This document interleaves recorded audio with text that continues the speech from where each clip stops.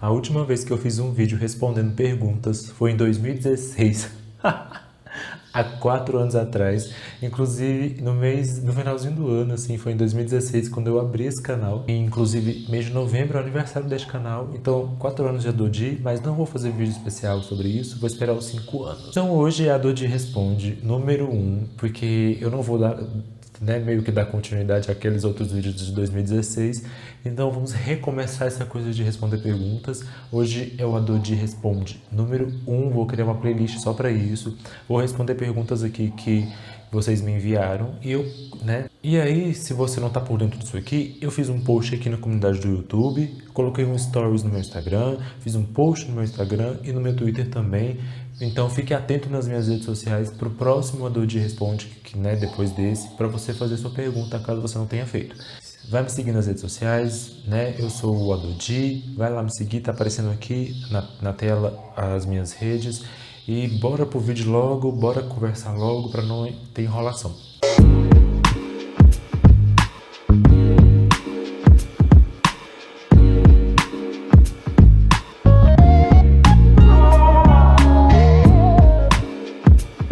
Olá, gente! Depois dessa intro aí grande, bem-vindas ao Adodi, bem-vindos e bem-vindes a esse canal. Se você não está inscrita nem inscrito, aproveita para se inscrever para ajudar a gente a crescer, a chegar nos 3.000 inscritos. É muito importante essa inscrição. Como eu disse, me segue lá nas redes sociais. Hoje é um vídeo de responder perguntas, então acho que vai ser um vídeo bom, porque as perguntas foram boas. E deixa o seu like, deixa o seu comentário. Inclusive, se tiver pergunta, já deixa uma pergunta que eu respondo no próximo. E aí, bora compartilhando, se inscrevendo e maratona esse canal pra gente chegar em 4.000 horas e ter a famosa monetização. Caso você não esteja a fim de assistir vídeos por esses dias, deixa no mudo, escolhe uma playlist desse canal e deixa a playlist rodando no mudo, porque aí, minha filha, mesmo assim o YouTube conta como visualização e como horas assistidas. É isso. Bora para as perguntas. Ao total foram 15 perguntas feitas, assim, uma quantidade boa de perguntas, então acho que eu fechei nisso porque senão ia ficar muito extenso esse vídeo. Eu vou responder essas perguntas aqui, são perguntas interessantes, bem legais e assim, gostei da participação das pessoas. E aí durante o vídeo comenta suas dúvidas sobre as minhas respostas ou se você quiser acrescentar algo sobre as perguntas aqui, faça isso, tá bom? Então bora pro Adodi Responde número 1. A primeira pergunta foi feita lá no Instagram pelo @RACI0_now, que é @racional, mais ou menos, E a pergunta dele foi bem direta.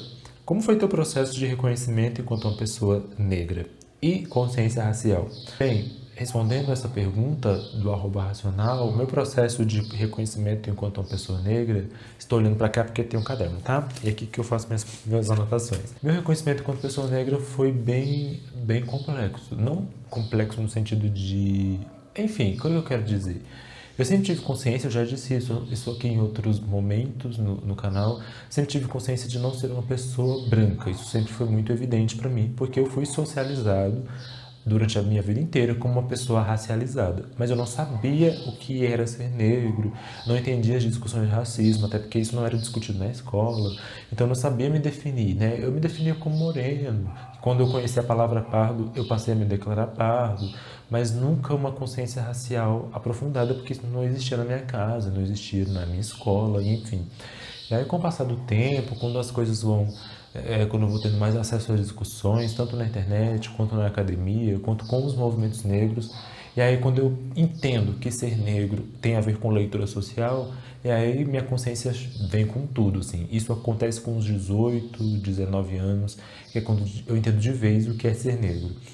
Como eu disse, sempre soube que não era uma pessoa branca, mas é com os 18 que eu entendo que eu sou uma pessoa negra, sabe? Que eu só sou tratado nessa sociedade de forma racista por ser uma pessoa negra, por ser socializado como uma pessoa negra, entende?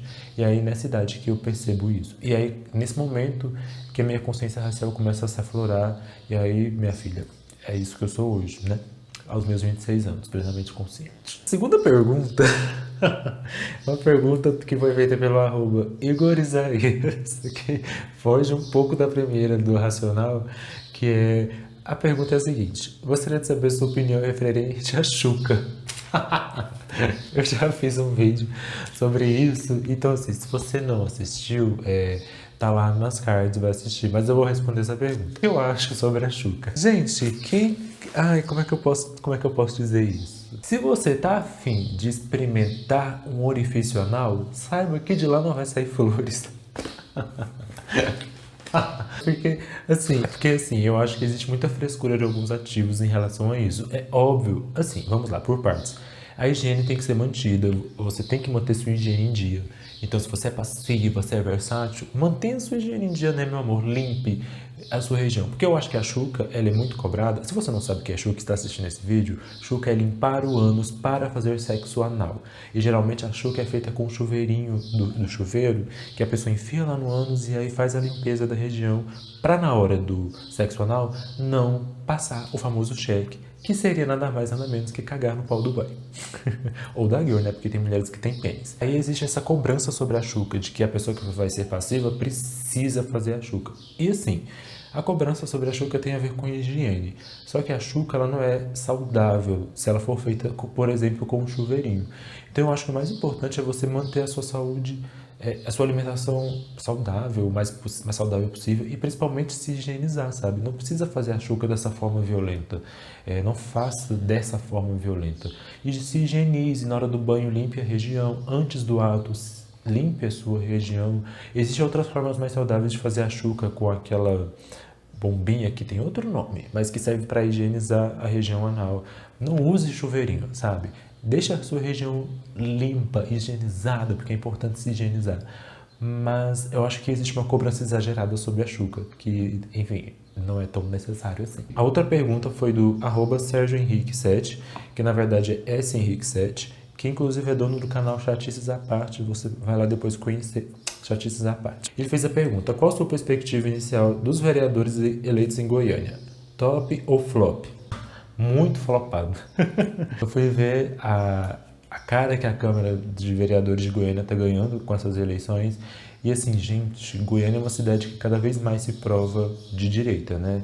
E assim, beirando a extrema-direita com gosto. Eu vi uma das pessoas eleitas para Câmara Municipal, né, vereador, e aí a gente tem um pastor que saiu pedindo votos em igrejas, assim, e a gente viu, pior ainda, uma candidata que defende a monarquia, que, né, foi eleita, inclusive, enfim, contradições.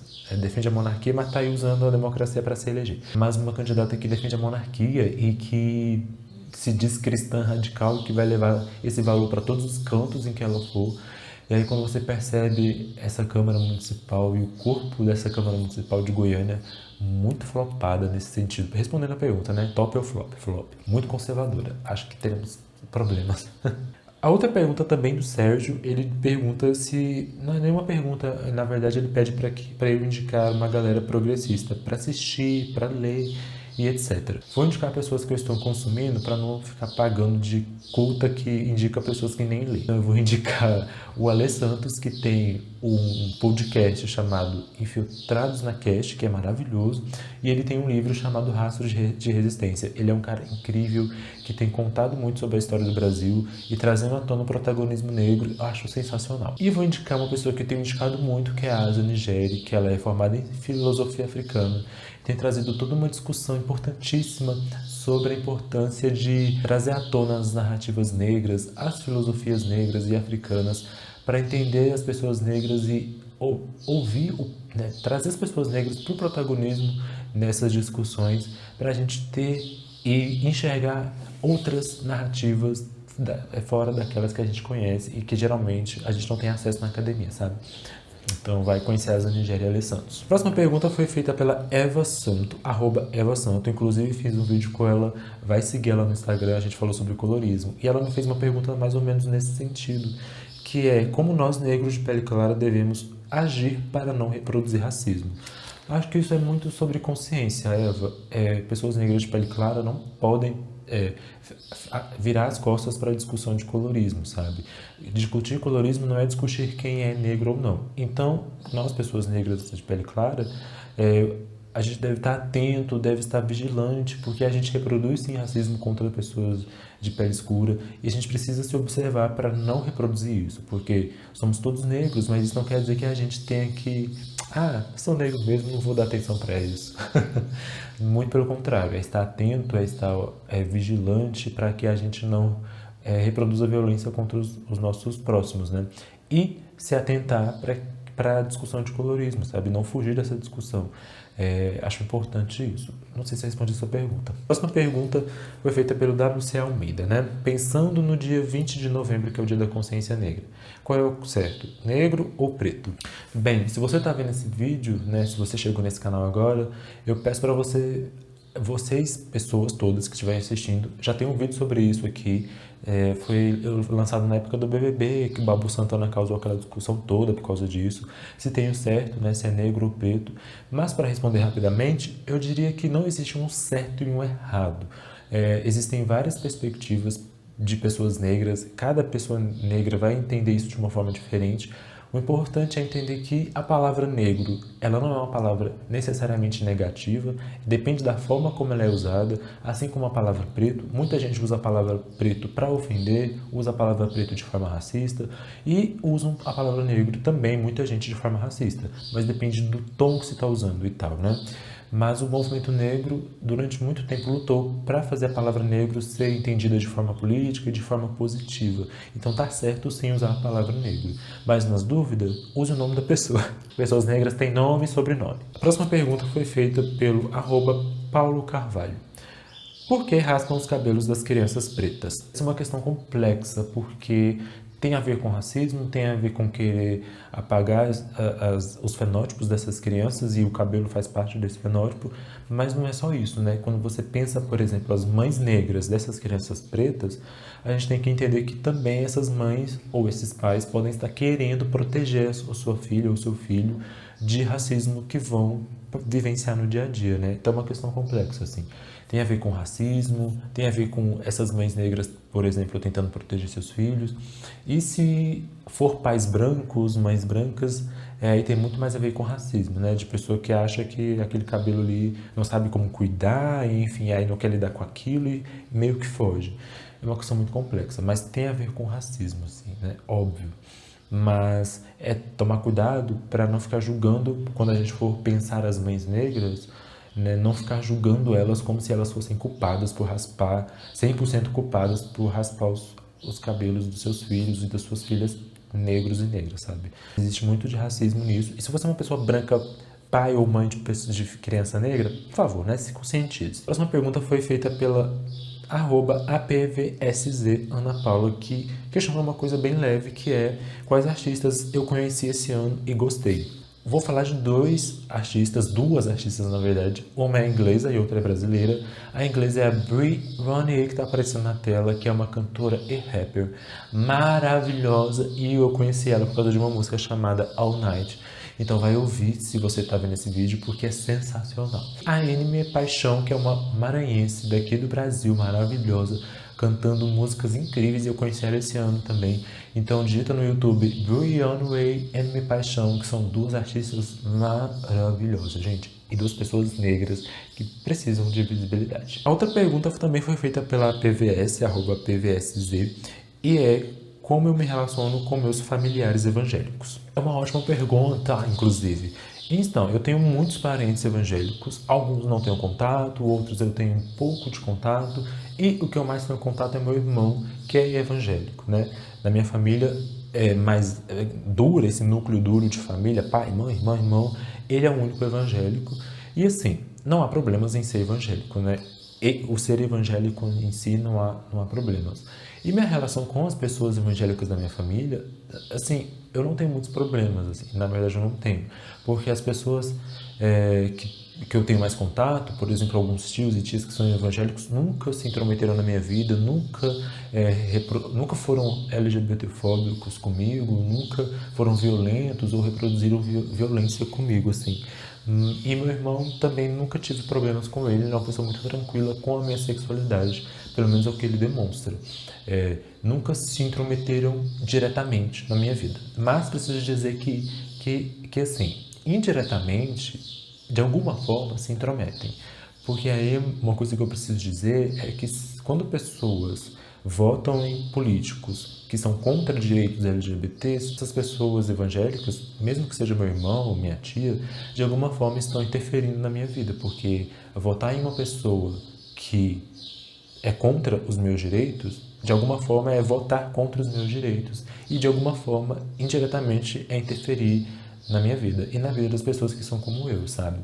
Então, assim, pessoalmente nunca tive problemas, nunca tive questões, mas fica aí a reflexão. A outra pergunta foi feita pelo @rwallace, Rafael, que perguntou como podemos interferir positivamente na autoestima de crianças pretas. Nossa, é uma pergunta bem boa, porque envolve muitas questões. Acho que para trabalhar a autoestima de crianças negras, crianças pretas, envolve diálogo, envolve conversar com essa criança, empoderar ela, né, com palavras mesmo, demonstrando para ela o quanto os traços dela são bonitos, mas também demonstrar referências, né, mostrar referências de pessoas negras que são parecidas com ela, de pessoas parecidas com ela, né, na verdade, que tem o mesmo cabelo, a mesma boca.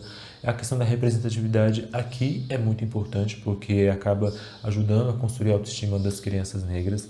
Então é importantíssimo diálogo, conversa, representatividade. Só que a gente não vai resolver essa questão apenas no âmbito individual, né? A gente precisa lutar mesmo, por exemplo, por uma educação e por um sistema educacional que garanta que as crianças negras se vejam naquele espaço, se enxerguem naquele espaço, por conteúdos que coloquem essas crianças como protagonistas da história, né?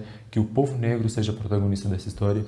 Então, passa pelo âmbito individual de empoderar essas crianças através de representatividade, através de conversa, mas precisa de algo mais amplo também. E aí, pensar a educação, né? O sistema educacional é importante. Acho não, tenho certeza.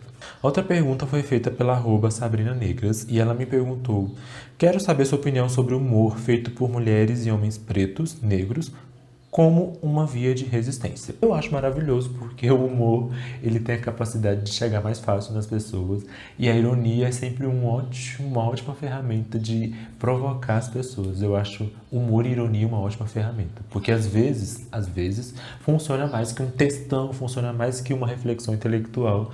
Não menosprezando isso, óbvio que não, porque o que seria a gente sem reflexões e produções intelectuais, mas é que às vezes esse humor e essa ironia tocam em feridas mais rápidos e tocam em lugares mais rápido e consegue causar alguma reflexão. Acho que o humor negro feito por pessoas negras, e aí o humor negro nesse sentido feito por pessoas negras, com esse tom de ironia, acaba sendo uma via de resistência bem legal. Porque, gente, né? A gente ri e aí é engraçado ver as pessoas brancas lidando com isso e rindo de si próprias, né? E muitas até parando para refletir de fato. Então, acho que é maravilhoso. Outra pergunta foi feita pela @Eloá Carjuri. Como você acha que devemos lidar ao presenciar uma cena de racismo entre crianças e adolescentes? Acho que o primeiro de tudo é nunca se isentar e nunca ficar só olhando. Viu uma criança, e isso não só para racismo entre crianças e adolescentes, mas em qualquer idade, assim. Ver uma situação racista, sabe, reaja, veja o que pode ser feito. Não, e aí, pensando em crianças, intervenha, não deixa aquilo passar, não deixa aquilo passar batido. Corrige a criança que está sendo racista, coloca em questão o que está acontecendo, dá nome às coisas, diz que aquilo ali é racismo e diz por que não pode, enfim, intervenha, não deixa passar batido. Outra pergunta foi feita pelo Fabrício de Carvalho aqui na postagem do YouTube e ele perguntou: você, enquanto homem negro gay, acha que os padrões de masculinidade criados pela branquitude colaboram para um maior preconceito contra os negros gays afeminados? Com certeza, com certeza, com certeza. Porque todos esses padrões de masculinidade são padrões para favorecer o corpo do homem branco, né?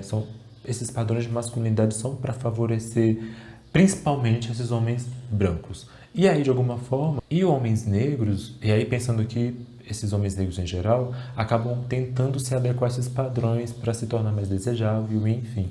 Mas aí, ser um homem negro já é uma questão problemática para essa sociedade, porque, né, você não está dentro desse padrão de forma perfeita.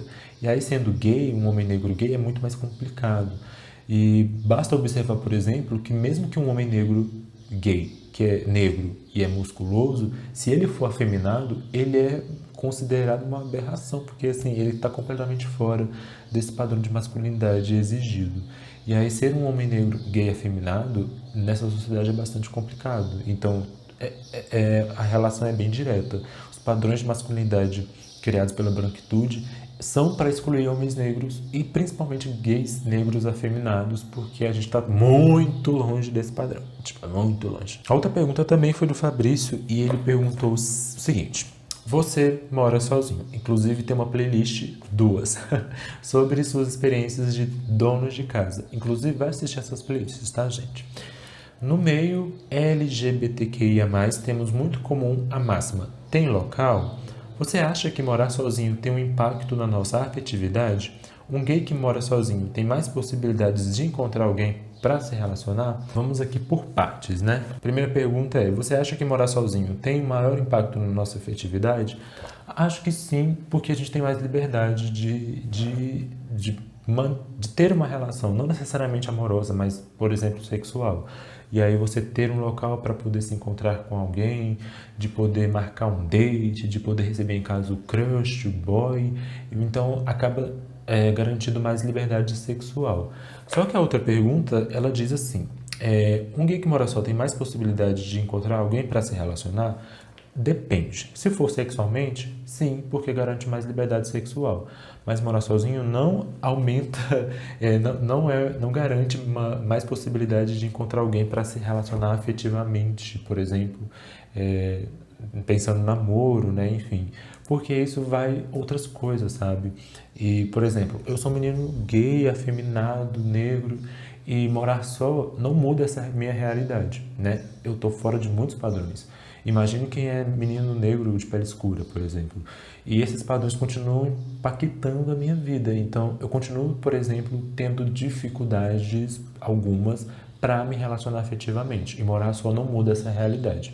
É claro que hoje, por eu ter uma consciência diferente e de me procurar relacionar com outros homens que são mais parecidos comigo, a minha vida sexual meio que melhorou, sabe? Mas ainda assim é impactada por esses padrões. Então, morar só não está deslocado disso tudo, né? Então, a liberdade sexual, ela aumenta sim, só que esses relacionamentos afetivos, não necessariamente morar só aumenta a possibilidade de ter essas relações, porque todos esses padrões aí vão impedindo muita gente de se interessar por mim, por exemplo. E aí, a última pergunta antes de encerrar esse vídeo foi feita pelo Ícaro Fernandes. Como você acha que pessoas brancas podem e devem discutir racismo e colaborar com a luta antirracista, sem, obviamente, tirar o protagonismo de pessoas negras? Algumas pessoas negras, Ícaro, não acreditam que brancos possam ser antirracistas. Aonde eu quero chegar? Porque acham que uma pessoa privilegiada não vai romper com uma estrutura que privilegia ela, por mais que ela queira, no final das contas ela não vai querer. E aí você pode me perguntar: você acredita nisso? Eu não vou te dar uma resposta. Eu acho que o que pessoas brancas têm que fazer é agir, sabe? Se elas querem convencer as pessoas negras de que elas são antirracistas e de que o antirracismo existe por parte das pessoas brancas, melhor do que palavras é ação. Então, pessoas brancas precisam agir, sabe? Façam suas ações, se mostrem antirracistas de verdade, convençam as pessoas negras, convençam a gente de que vocês são de fato antirracistas e que querem romper com essas estruturas que mantém essa desigualdade racial, sabe? Então, começa a agir. Gente, esse vídeo deve estar bem grande, né? Foram essas as 15 perguntas. Muito obrigado a todo mundo que perguntou. Vou fazer uma do de 2, a do de Responde 2 mais pra frente.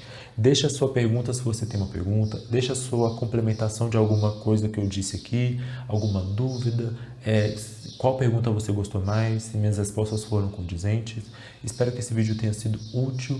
Comente aí embaixo outras perguntas, porque eu vou anotando e vou salvando. E vamos conversar aí nos comentários sobre as coisas que foram ditas aqui, porque foram muitas, né? Então é isso, se inscreve nesse canal, porque é importantíssimo. Deixa o seu like, compartilha, vai me seguir lá nas redes sociais. E bora engajar, né, aqui no YouTube para fazer o Adodi chegar nos 3.000 e quem sabe 4, 5, 6. É isso, até o próximo vídeo. Beijos.